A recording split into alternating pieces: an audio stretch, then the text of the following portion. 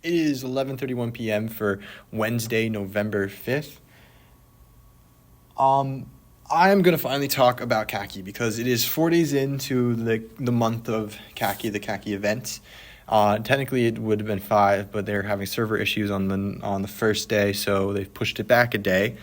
And the first thing is that Trackmania is a really fun game to watch. I don't really play it that much, but it is just a really fun game to watch because it's kind of the idea of it's a hard game that I can appreciate when people do well. There are some games where it's like they just kind of look like they're playing. But Trackmania is a game where I can understand how impressive it is. It's kind of like watching golf in that regard. If you play golf, you understand how impressive watching the professionals play. And so that's what makes it really cool about Trackmania. But it's also like the streamers are really great. There's such a variety of really good personalities and people in the Trackmania community. And they're all streaming from like Europe or Scandinavia. So I get to watch it in like the middle of the day instead of waiting until the afternoon. So it's really fun. But the biggest thing about Kacky is like the nature of the event itself. It's like the idea that you are using your glitches or bugs wisely. It's the best comparison in another video game is Celeste. If you get to the end levels of Celeste, or like the not like the end summit level, but the challenges, the B-sides and the C-sides, you get to a part where you're using bugs. You're using, I think it's called a wave dash in that game, where you dash to the ground, jump, and that gives you a bunch of forward momentum, and you maintain it, and you also recharge your dash.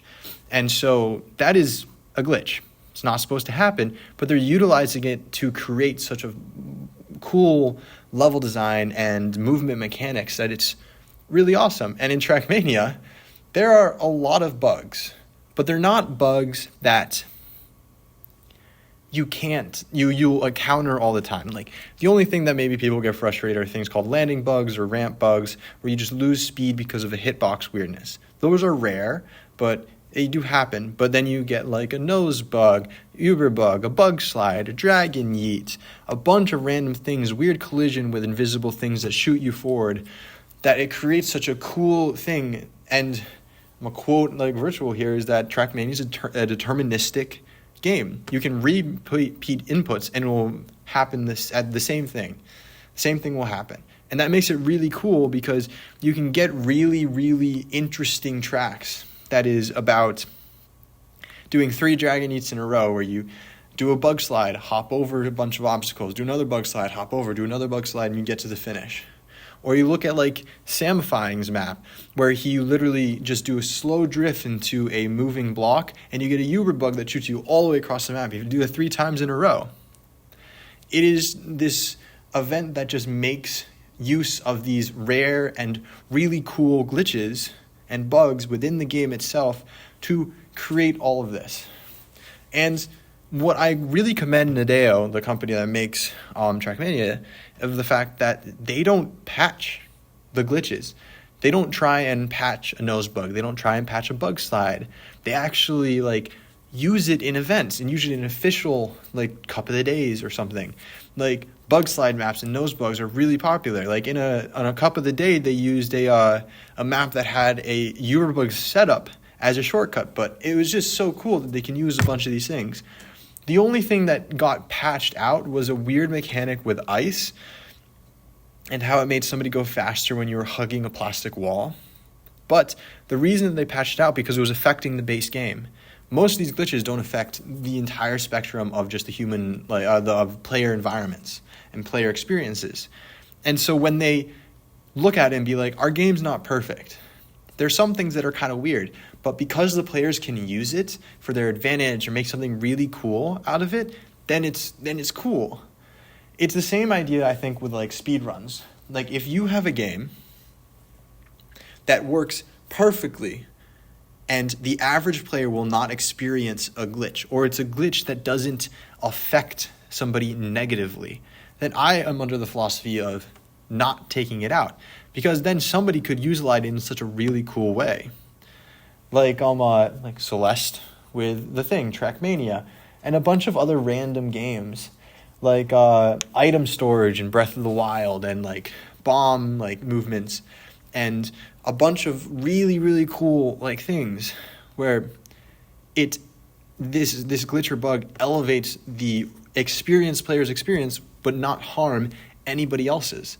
And I think that's just a really important philosophy, I think, within game design, because you create a game that has something like that and it becomes really, really cool. Like TNT dupers in Minecraft. That's a glitch that shouldn't happen, but it can create something, it can create an automatic tree farm. It can create a device that like cuts out everything. It's so cool. And like, I commend games that do not patch these out. Tears of the Kingdom had a lot of glitches. Like, one of my favorite ones was the item duplication glitch. And I can understand why Nintendo wanted to patch those out, but sometimes I kind of wish that they didn't. And I actually haven't updated my Tears of the Kingdom game since launch because I want to keep that version of the game because it's so fun to have these random glitches. Like if I want 999 diamonds or 999 and ancient blades so I can have really easy items, that was really fun. And it's really unfortunate that sometimes they patch those out because sometimes glitches can be can be what makes a game really fun for at the skill ceiling. It can elevate it so much more. So that's my 2 cents on why I think Kacky works as an event. It's for one, it's all player made. It's a player event, it's a community event. There's bounties, there's challenges, there's prize money for the people who win it. But it's also a real hard thing. Like, it's an achievement to beat a Kacky map. It's an achievement to beat all of it. And getting to 75 maps within a month is hard. And sometimes it won't happen for some people, even some of the best skilled people. Like last year, I think Virtual only got 40 out of 75 maps. Or 2 years ago, because last year he got all 75 because it was pretty easy, comparatively. So Trackmania and these bugs it's been in the game for forever, and they've never taken it out because people make maps with it. They make really fun things. They make events like Kacky that utilize these random, obscure glitches to create something really, really cool, to create something really, really fun. Like one of the maps where you like drive up a wall and you're not really there, or there's something weird going on with where your car is moving and how it's driving, but it looks so cool and it's so awesome that somebody could come up with these ideas and to create something like that. And honestly, I think Kacky is one of the best video game events, at least annually, that there really is.